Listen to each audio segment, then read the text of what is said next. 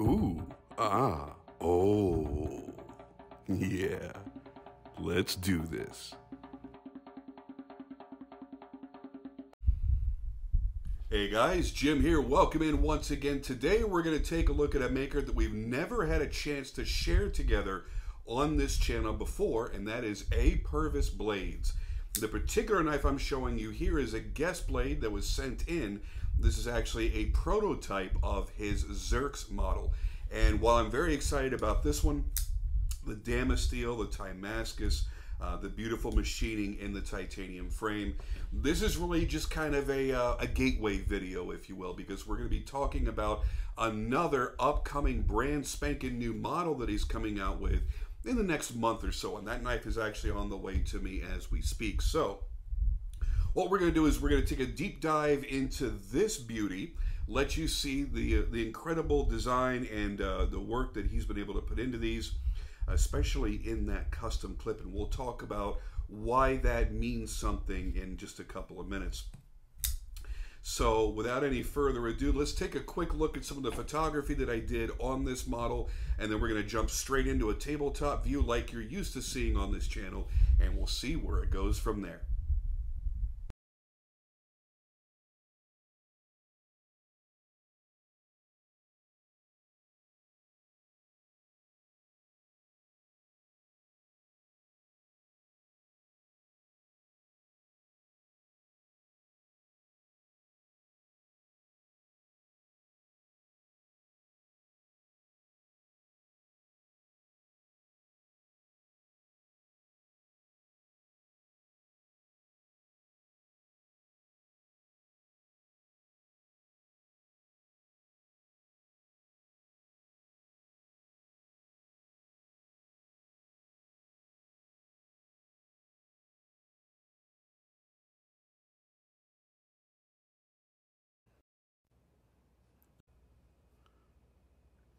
It's almost hard to even figure out where to start with this knife. So let's start with the packaging and a little bit of the story that goes along with it.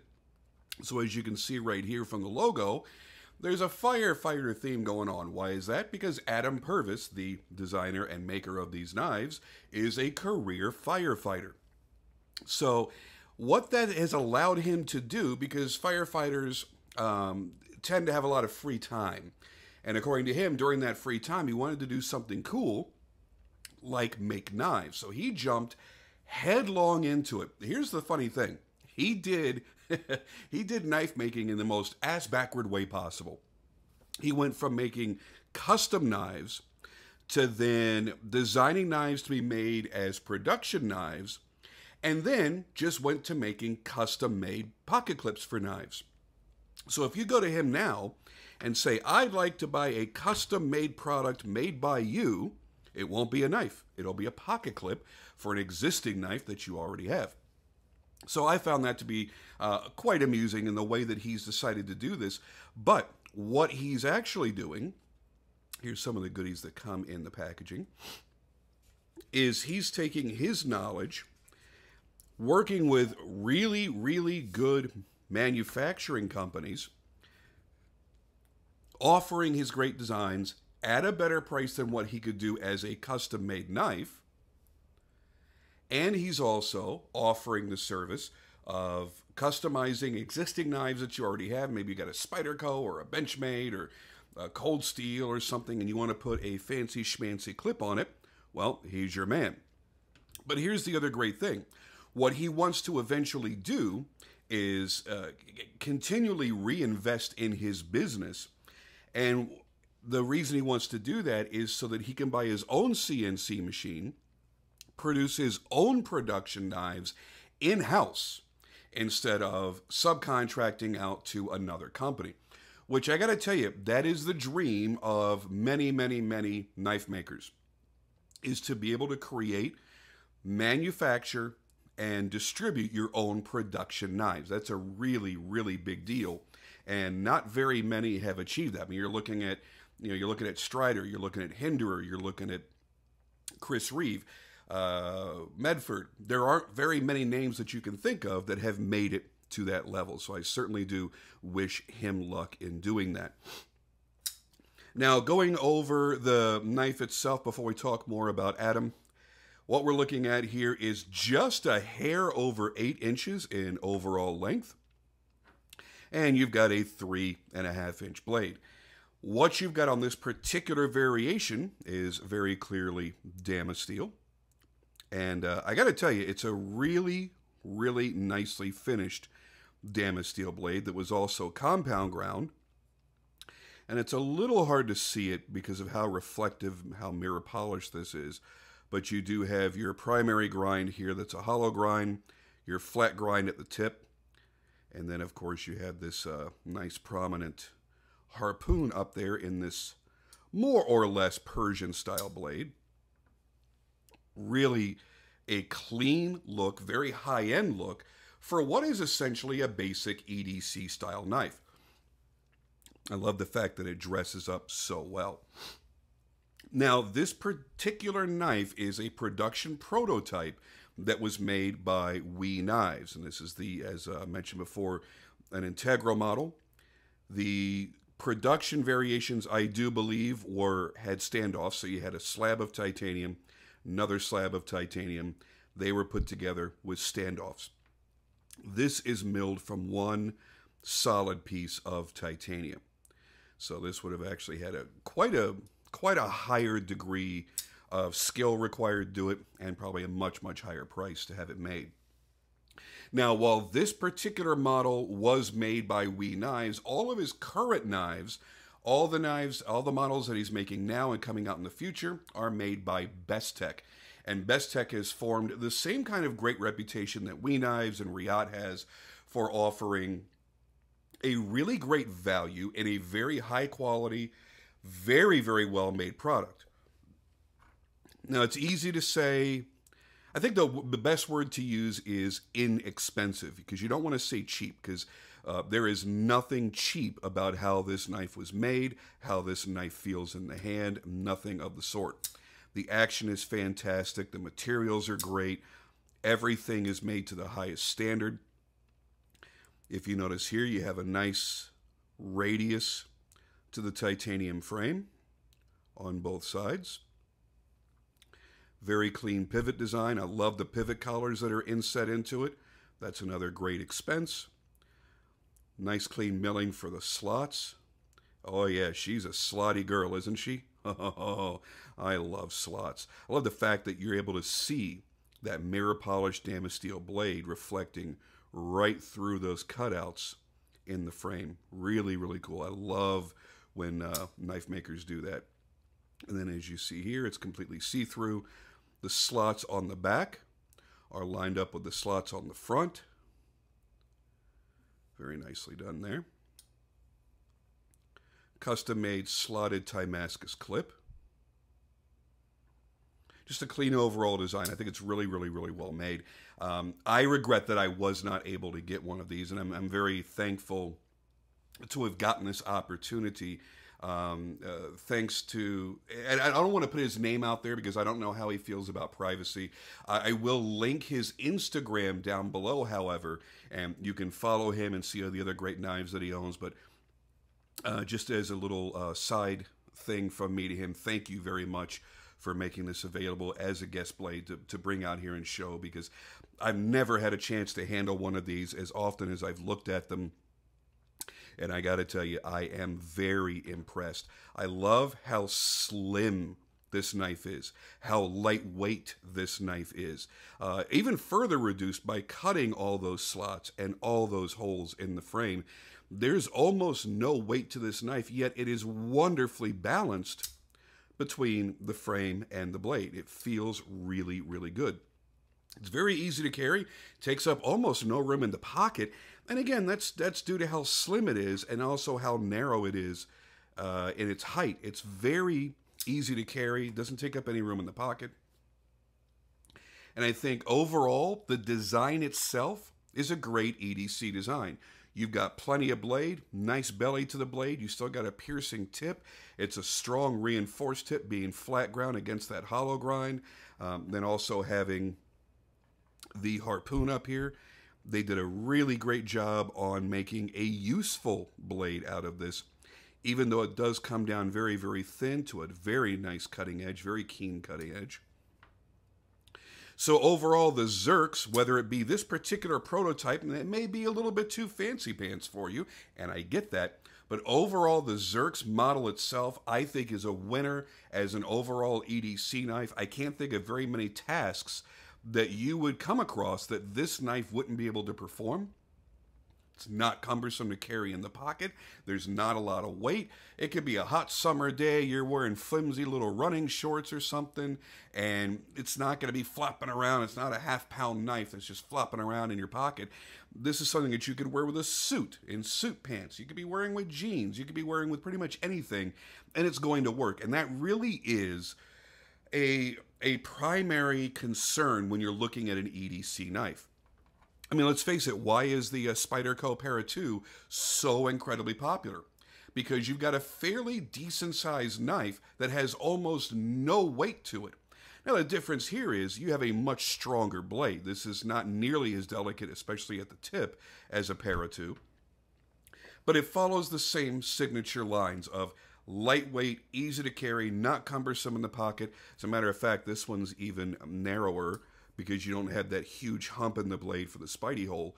This is actually, believe it or not, easier to carry. So it may well be more practical. Now, as I mentioned before, this is kind of like a gateway video. While I'm very happy to come out here and show you a beautiful one-off prototype that unfortunately none of us are ever going to own, I am setting the stage here for another Purvis video. He has a brand new model coming out. I have one on the way to me, and I'm very excited to share that one. I'm assuming, much like this, that it's going to be even nicer than I anticipate. But I'm going to tell you right now, I may be a little bit, I don't know, I think I may have raised the bar too high because now I've handled this, and I may have a certain expectation that that other knife may not meet. And I hope that's not the case, but I was very, very impressed with this beyond what I thought I would be. And that's always, it's nice to have that little nice surprise. So let me give you a couple of close-up shots here on the way out. And, boom, boom, boom, boom. Come on, focus. There we go. There's that beautiful Damasteal blade. For those that are unaware, Damasteal is the proprietary name and company name for the company that manufactures an all stainless steel Damascus product. So this is Damascus. It is all stainless steels. And both the steels that are being used are PM steels. So they're powder metallurgy steels. So they are micro clean, super fine. They'll take an incredible edge. And unlike a traditional Damascus, maybe a carbon Damascus or even other stainless Damascus that's out there, because of the way that it's manufactured, it cannot delaminate. So the two separate steels that are in there can't separate. So this is actually the toughest and most durable of Damascus that you can buy. Here is, once again, that beautiful pivot collar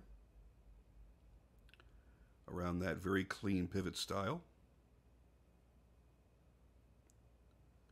The all bead blasted titanium frame. Nice clean bead blasted finish.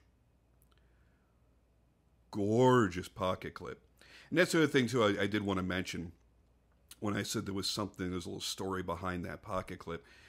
If you ever want to get yourself a little bit of a pimpalicious beautification added to one of your current knives, whether it's a mid-tech, custom, production, whatever it is, contact Adam and work with him to make a custom clip for you. He is currently doing that. You do have a steel lock bar insert. And there is your other Damascus pivot collar. There's the lockup. Nice detent on this. We'll see how it sucks it in. Ooh, well, that really sucks it in, doesn't it? Let's try that again.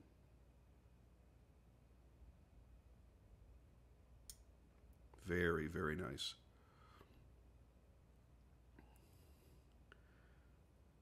I got to tell you, overall, it's a gorgeous design.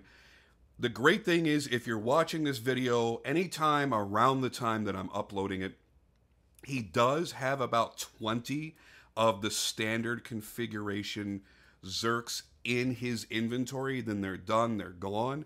So 20 of you have a chance to get your hands on one, but they are not going to last long, probably a day or two after this uploads, and they'll be gone. But like I said, I wish I would have gotten my hands on one of these. I think it's a really fantastic EDC style knife. And there are always different reasons for buying. Sometimes we want a big, thick, giant, oversized knife with a, a 1/4 inch blade stock and 1/4 inch titanium stock, and you feel like you can build a damn house with it and beat the nails in.